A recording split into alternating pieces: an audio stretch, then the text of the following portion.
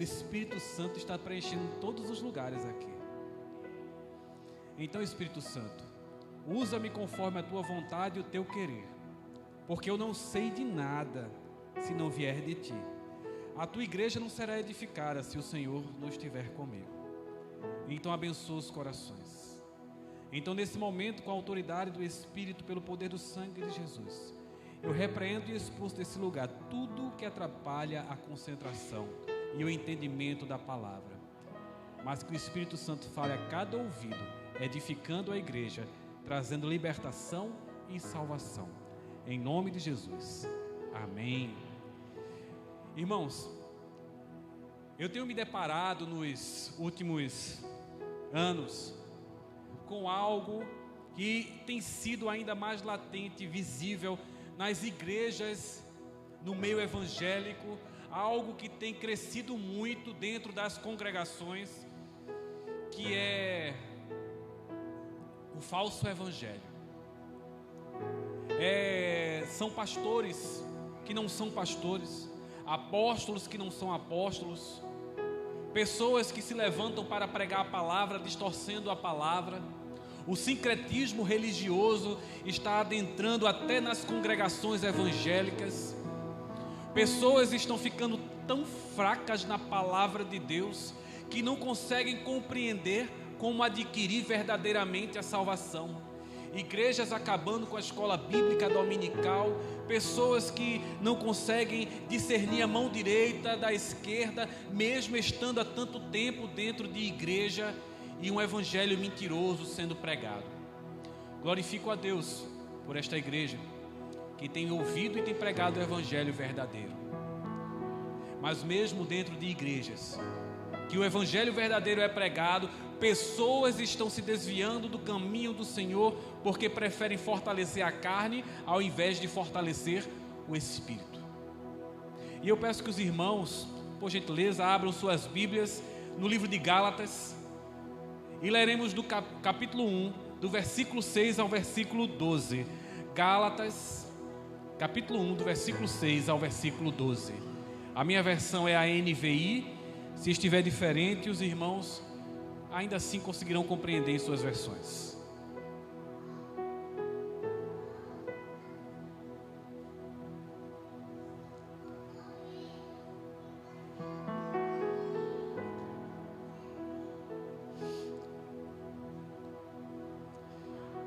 Gálatas capítulo 1, do versículo 6 ao versículo 12. Gálatas 1, do 6 ao 12. Encontraram? Glória a Deus. E o apóstolo Paulo, em sua carta, diz bem assim: admiro-me de que vocês estejam abandonando tão rapidamente aquele que os chamou pela graça de Cristo, para seguirem outro evangelho, que na realidade não é evangelho. O que ocorre é que algumas pessoas os estão perturbando, querendo perverter o evangelho de Cristo. Mas ainda que nós, ou um anjo do céu, pregue um evangelho diferente daquele que lhe pregamos, que seja esta pessoa amaldiçoada. Como já dissemos agora e repito, se alguém lhes anunciar um evangelho diferente daquele que já receberam, que seja para a maldição. Acaso busco eu agora a aprovação dos homens ou de Deus? Ou estou tentando agradar a homens? Se eu ainda estivesse procurando agradar a homens, não seria servo de Cristo. Irmãos, quero que saibam que o evangelho por mim anunciado não é de origem humana. Não recebi de pessoa alguma, nem me foi ele ensinado. Pelo contrário, eu o recebi de Jesus Cristo por revelação. Aleluia, glória a Deus. Meus irmãos, Paulo ele escreve essa carta aos Gálatas porque ele havia passado por ali, havia ensinado o verdadeiro evangelho, havia ensinado que a salvação venha só através de Jesus Cristo, mediante a fé, e mediante essa fé é que a graça é derramada sobre nós, e quando a graça é derramada sobre nós, ali deixamos de ser uma pessoa que vivia para o mundo e agora nascemos uma pessoa nova, uma pessoa que vive para a glória de Deus, que vive para adorar, que vive para simplesmente para crer, para ver que Jesus Cristo é seu único Salvador. E após ele anunciar essa palavra, após ele sair e ir pregar em outros lugares, chegaram ali falsos apóstolos. Chegaram ali falsos pregadores. E Paulo, em sua carta, ele escreve aos Gálatas dizendo: eu me admiro de vocês. Como é que tão rapidamente vocês esquecem da palavra verdadeira que eu trouxe a vocês? Se nós voltarmos um pouco e formos nos versículos 1 e 2 do capítulo 1 de Gálatas, vamos ver Paulo em sua saudação dizendo: eu, apóstolo de Jesus Cristo, não de homens. Paulo não era apóstolo de Jesus Cristo, mas por quê? Porque aí é onde começa o verdadeiro ensinamento. Paulo ele chega dizendo que não é por vontade humana, que não recebeu o evangelho de homens, que não recebeu o evangelho dos outros apóstolos, mas de Jesus Cristo, diretamente do Senhor. Porque só existe uma possibilidade para alguém ser apóstolo: se Jesus Cristo aparecer para aquela pessoa e anunciar as palavras que ele deve dizer às igrejas e às pessoas. Hoje em dia temos muitas pessoas em algumas igrejas que se intitulam de apóstolos, mas mentem porque não são apóstolos. Porque nos dias atuais não temos apóstolos, temos pastores que pregam a palavra trazida pelos apóstolos de Jesus Cristo. E o questionamento que faziam sobre o ensinamento de Paulo era: mas ele não foi a Jerusalém, ele não aprendeu com Pedro, ele não aprendeu com Tiago, ele não aprendeu com João, ele não aprendeu com os apóstolos. E aí Paulo declara: sim, eu não aprendi com eles mesmo não, eu sou Saulo de Tarso, mas no caminho para Damasco eu tive um encontro com Jesus Cristo, ele me derrubou do cavalo, ele me tornou cego e ele trouxe a palavra a mim, ele revelou a palavra a mim, e essa palavra ele revelou para que eu anunciasse a todos os homens. Então o livro de Gálatas ele chega com uma pergunta central: como é que eu faço para alcançar a salvação? E essa é a pergunta que Paulo ele vem para responder àquelas pessoas na qual ele escreve a carta. Porque aquelas outras pessoas, os falsos apóstolos que passaram por lá, trouxeram um ensinamento distorcido da palavra de Deus, algo que não trazia verdade, algo mentiroso. Eles trouxeram falsos ensinamentos. Porque o verdadeiro evangelho, o evangelho que vem através da mensagem da cruz, ele não vem para aprisionar homens e mulheres, mas ele vem para tornar homens e mulheres livres pelo sangue de Jesus Cristo. E aquele evangelho que trouxeram ali, após Paulo passar por aquele lugar, era um evangelho que trazia a necessidade de estar debaixo da lei para poder ser salvo. Era o evangelho que prendia e que escravizava o homem na lei. Em primeiro lugar, aquelas pessoas trouxeram um ensinamento de que era necessário ser circuncidado, assim como eram os judeus, para que aquelas pessoas fossem salvos. Gente, sabe quem somos nós? Nós somos os gentis. Nós somos o povo que recebeu o evangelho de Cristo. Nós somos o povo que foi salvo pelo sangue de Jesus Cristo. Nós somos o povo que a graça foi derramada sobre nós, mas nós não somos judeus. Então nós não precisamos ser circuncidados. A circuncisão é uma prática judaica que acontece até os dias de hoje. É uma marca deles da aliança. Não precisamos disso. Então eles, para prender o povo, para escravizar o povo debaixo da lei, disseram: vocês têm que ser circuncidados. Vocês têm que voltar a entender que se não obedecerem à lei, vocês não serão salvos. E Paulo diz: não, esse evangelho é mentiroso. O evangelho verdadeiro é o evangelho de Jesus Cristo, que somente a graça salva, que somente o sangue transforma, que somente Jesus Cristo leva a Deus, que a glória e toda a glória somente é dada a Deus. Então Paulo ele vem com esse verdadeiro ensinamento. Infelizmente, nos dias atuais, muitos pastores, falsos profetas, falsos apóstolos têm trazido ao povo a escravização da lei. Você só vai ter Jesus no seu coração se você pagar uma penitência. Você só vai ter Jesus no seu coração se você pagar uma promessa. Você só vai ter Jesus no coração se você não adorar apenas Jesus, mas também adorar Maria. Você vai ter Jesus no seu coração se você chegar aqui agora, entregar todos os seus bens e sair andando para casa. Se você não der tudo que você tem, você não vai ter Jesus no coração. Estou mentindo ou esse ensinamento está sendo feito por aí? Não é verdade? Esse ensinamento está sendo feito, mas esse ensinamento é um ensinamento que prende o homem à lei. Todos os dias eles tinham que matar animais, os sacerdotes, para que aquele sangue vertido perdoasse os pecados, mas no dia seguinte tinha que matar de novo. E aí veio Jesus, aí o cordeiro puro e imaculado foi levado à cruz, o seu sangue foi vertido.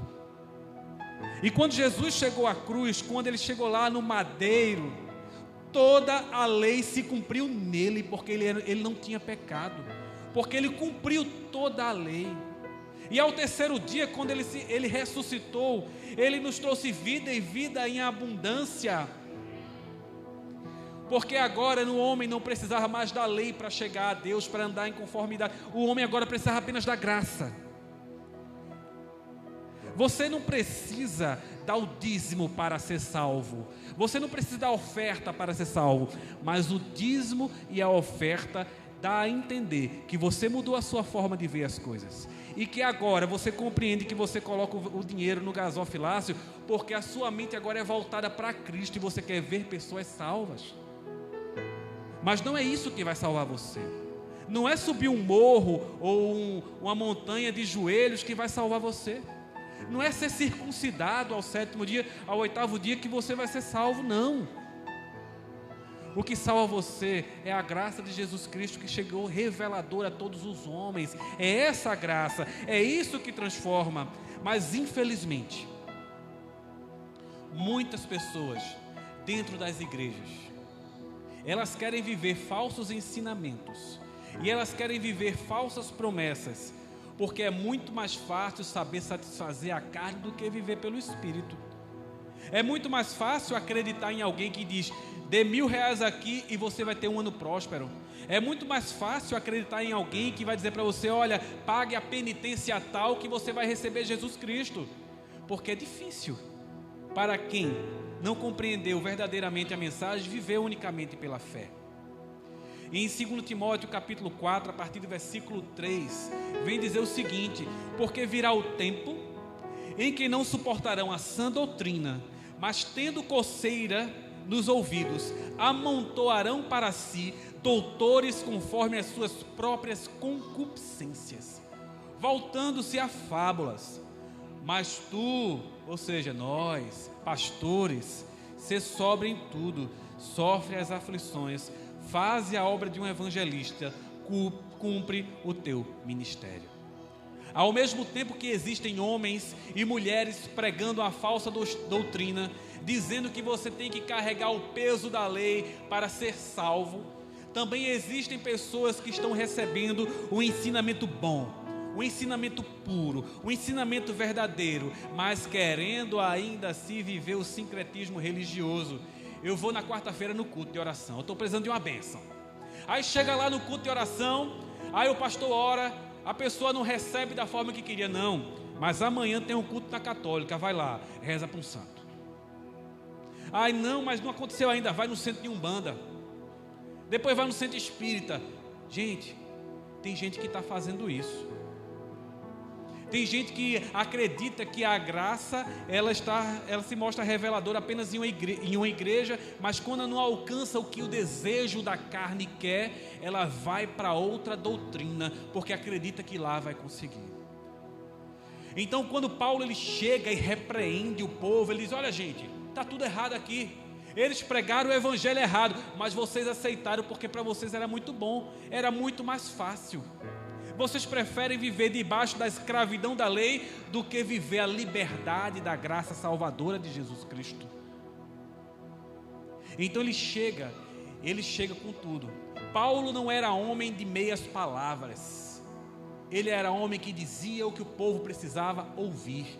E quando a gente vai no texto principal, Gálatas 1, o versículo 11 e 12, ele vem dizer: irmãos, eu quero que saibam que o evangelho anunciado por mim não é de origem humana. E ele continua: não o recebi de pessoa alguma, me foi ensinado. Pelo contrário, eu recebi de Jesus Cristo, por revelação. E ele diz isso depois de no versículo 10, ele dizer bem assim: eu não vou falar para vocês palavras que os agradem. Eu sou apóstolo de Jesus Cristo para agradar a Deus. Eu sou apóstolo de Jesus Cristo para ensinar a verdadeira palavra. Não pensem que eu vim aqui para agradar, mas eu vim aqui para anunciar o verdadeiro evangelho, o evangelho da salvação. E é isso que nós precisamos. É da palavra pura, da palavra simples. Pessoas têm se infiltrado no meio evangélico para disseminar mentira. Não pensem que no mundo espiritual existe uma guerra em que Deus de um lado joga raio, Satanás vai para o outro, joga outro, e existe uma guerra igualitária ali, de igual poder. Não existe. Satanás é pó debaixo dos pés da igreja. É isso que ele é. Mas existe uma grande guerra no mundo espiritual entre a verdade bíblica e a mentira que Satanás conta no ouvido das pessoas. E as pessoas estão querendo muito viver essa mentira, porque essa mentira tem sido disseminada dentro das igrejas. Gálatas 2-4, essa questão foi levantada por alguns falsos irmãos que infiltraram-se em nosso meio para espionar a liberdade que temos em Jesus Cristo e nos reduzir à escravidão. Essa mentira, meus irmãos, que tem sido disseminada dentro das igrejas, assim tem sido feito, porque Satanás, ele quer que você seja escravo. Satanás, ele quer que você acorde todos os dias se sentindo culpado. Ele quer que todos os dias você se acorde achando que é algo ruim, e que precisa maltratar o corpo, e que precisa machucar o corpo, e que precisa pagar promessa, e que precisa pagar indulgência. Na Inquisição, muitas pessoas pagaram indulgências acreditando que alcançariam a graça. E ele vem dizer: mesmo que homens ou anjos tragam um novo evangelho, que seja para a maldição deles. Dos homens já falamos, homens que trazem maldição para si. Mas eu quero deixar muito claro uma coisa que tem acontecido em algumas igrejas evangélicas, e eu não quero que aconteça conosco: nunca adorem a anjos. Anjos não foram feitos para serem adorados. Se você anda no seu quarto no meio da noite orando para que um anjo apareça e traga uma palavra para você, pare, não continue, pare agora com essa prática. Ore a Jesus Cristo mediante o Espírito Santo, porque Satanás, ele é anjo de luz, e se você roga por um anjo, ele pode aparecer no seu quarto e dizer: que queres tu de mim? Então nós adoramos a Deus. Se um anjo tiver de aparecer para você, que seja por ordem de Jesus Cristo, que ele apareça na sua frente, mas por ordem dele. Algumas igrejas também estão trazendo novas profecias.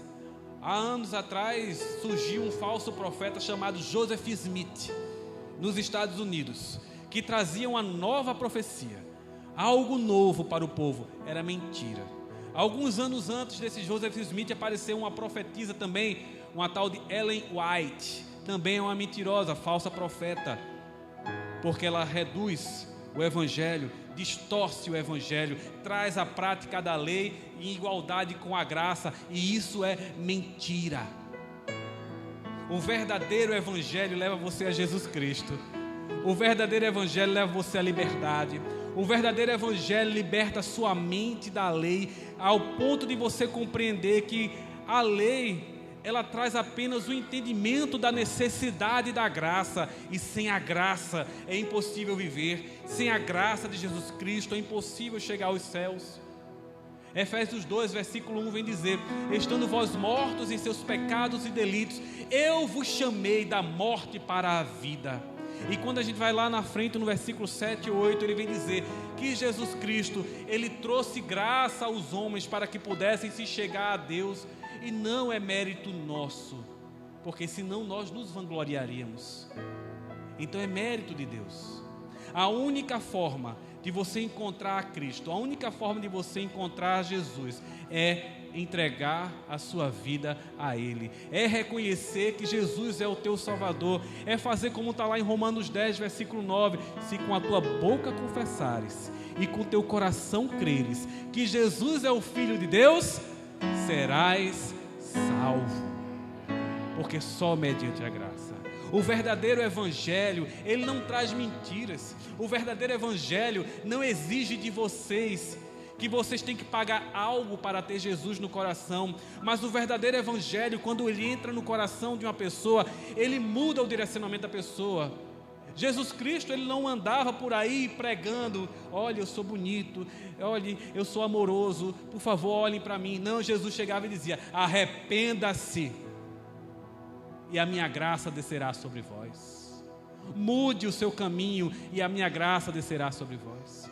Jesus, ele trazia ao homem a necessidade de arrependimento, porque o evangelho é direcionar o homem para Jesus Cristo, é direcionar o homem para a prosperidade espiritual. O evangelho direciona o homem unicamente para Deus, porque nós só necessitamos de Deus para viver. Buscai primeiro o reino de Deus, e as demais coisas serão acrescentadas. Então todo o direcionamento do evangelho é aí. O evangelho, ele começou a ser pregado, só para os irmãos entenderem, no livro de Gênesis. Foi lá no Gênesis que começou-se a pregação do evangelho, quando o homem e a mulher pecou, e Deus disse: a serpente pegará o calcanhar do homem, mas o filho do homem, ou seja, Jesus Cristo, esmagará a cabeça da serpente. Foi aí que o evangelho começou a ser pregado. O evangelho é Cristo trazendo a gente para perto dele. Não somos nós indo para perto dele, não. É ele nos trazendo, porque ele sabe que por conta própria a gente vai escolher o pecado. Ele sabe por conta própria nós vamos escolher a escuridão, as trevas. Mas Jesus Cristo, ele fica toda hora puxando. E em nenhum momento, você pode ler a Bíblia toda, em nenhum momento Deus diz: eu vou deixar esse povo para lá e nunca mais vou querer saber desse povo. Quando veio a reforma protestante, essa reforma, ela também veio para confirmar tudo que estava na Bíblia, e ela vem sobre 5 colunas: somente a Escritura. Não há nenhuma profecia além das Escrituras que seja necessária para nós. Tudo que precisamos para conhecer de Deus está aqui. Tudo que precisamos para viver está aqui. Ela é o nosso manual de fé e prática. Não precisamos de mais nada. O evangelho, mediante tudo que foi conversado ali na reforma protestante, também vem dizer: somente Cristo. Você não precisa de santo de barro, você não precisa de demônio, você não precisa de orixá, você não precisa de nada disso. Só precisa de uma única pessoa: Jesus Cristo de Nazaré. Somente Ele e mais ninguém. O terceiro pilar da reforma protestante é que somente a graça. Somente a graça redentora pode nos levar ao Pai. Somente a graça redentora pode cobrir os nossos pecados, e somente a graça pode nos tirar de nós toda a acusação feita com Satanás. E o quarto pilar, só a fé. É mediante a fé. A fé vem do Senhor. Ele escolhe, Ele constrange, Ele liberta, Ele convence do pecado, da justiça e do juízo, para que no final de todas as coisas a gente compreenda o quinto pilar da reforma protestante: glória somente a Deus. Vivemos para a glória de Deus. Temos que amar estar na presença do Senhor. Temos que viver só e unicamente para a glória dele. Tudo que enxergarmos tem que voltar glória para Deus. A graça dele é tudo que precisamos. E tudo que nós temos, vejam só, não é apenas o que precisamos, é tudo o que nós temos. Já pararam para pensar o que seria de nós sem a graça do Senhor? Se a graça dele não tivesse se mostrado reveladora a nós? Por que procurar outro evangelho? Por que procurar outra doutrina? Por que procurar outra coisa se tudo o que precisamos está em Cristo? Se a salvação está nele? Se o ensinamento para andar em santidade está nele? Se todas as coisas estão em Jesus Cristo, para que buscar em outro lugar? Você que entrou aqui essa noite, talvez você tenha entrado aqui, não, mas eu não quero aceitar Jesus, eu não vou aceitar Jesus na minha vida, porque eu tenho primeiro que deixar de beber, eu tenho que parar de beber bebida alcoólica, não porque eu fumo, não porque eu ainda tenho um santinho dentro de casa, não porque isso, porque aquilo outro. Olha, primeiro aceita Jesus, primeiro ele entra no teu coração, primeiro ele muda a tua vida, e todas as outras coisas o Espírito Santo vai fazer em você. Gálatas 2, do 18 ao 21. Se reconstruo o que destruí, provo que sou transgressor. É Paulo dizendo ao povo: gente, eu preguei a vocês um evangelho puro, da necessidade única da mensagem da cruz. Se eu volto para cá para dizer a vocês que é necessário circuncidar, que é necessário viver outras práticas, eu estou destruindo tudo e sou um transgressor da palavra do Senhor. Pois por meio da lei morri para a lei, a fim de viver para Deus. Fui crucificado com Cristo, assim já não sou eu quem vive, mas Cristo vive em mim. A vida que agora vivo no corpo, veio-a pela fé no Filho de Deus, que me amou e se entregou por mim. Não anulo a graça de Deus, pois se a justiça vem pela lei, Cristo morreu inutilmente. Entenderam o que ele falou?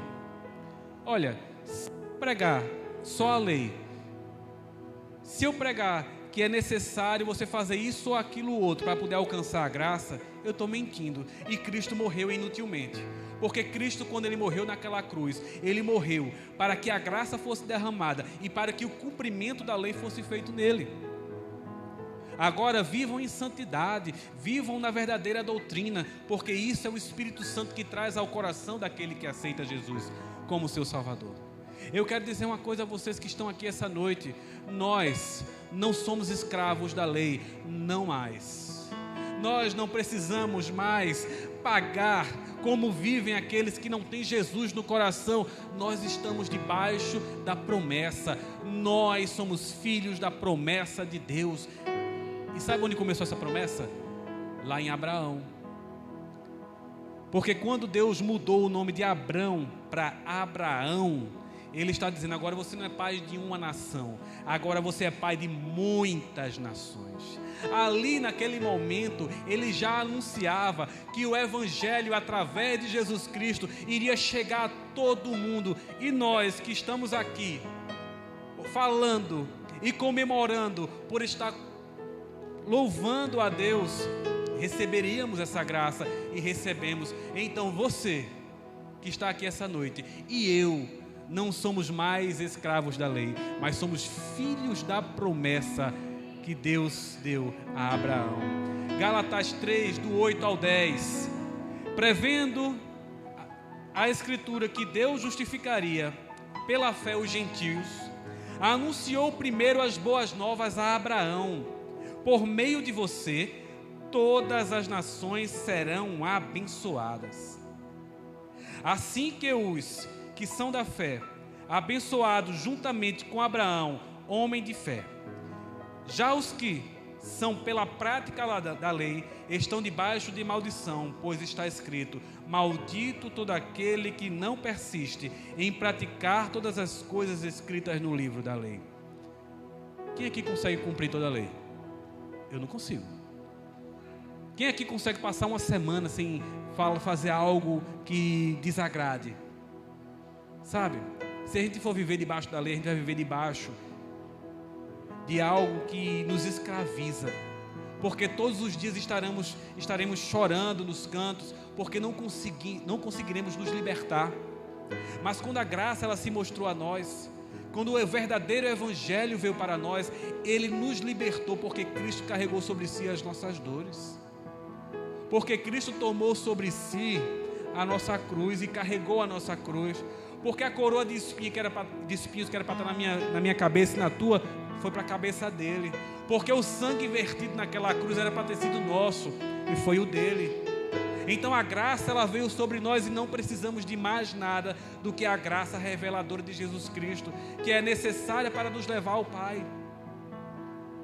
Então nós hoje podemos viver de uma forma diferente, livres no Evangelho, livres na palavra, livres mediante a graça salvadora de Jesus Cristo. Não precisamos mais ser escravos. Diz comigo, eu sou livre. Você é livre em Jesus Cristo, eu sou livre em Jesus Cristo. Nós temos Jesus no coração. Mas nesse momento eu quero fazer uma oração por todos vocês. E após essa oração eu quero saber quem hoje quer encontrar a liberdade.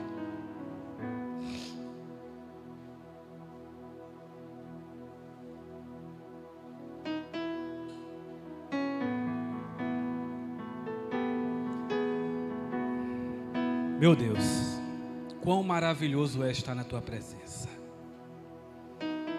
Quão maravilhoso é saber que o Senhor está em nosso meio.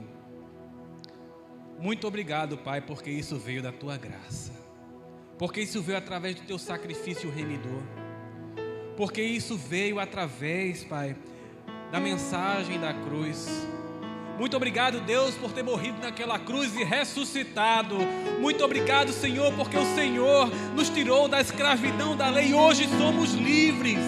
E tudo isso por causa da tua tremenda e maravilhosa graça que foi derramada.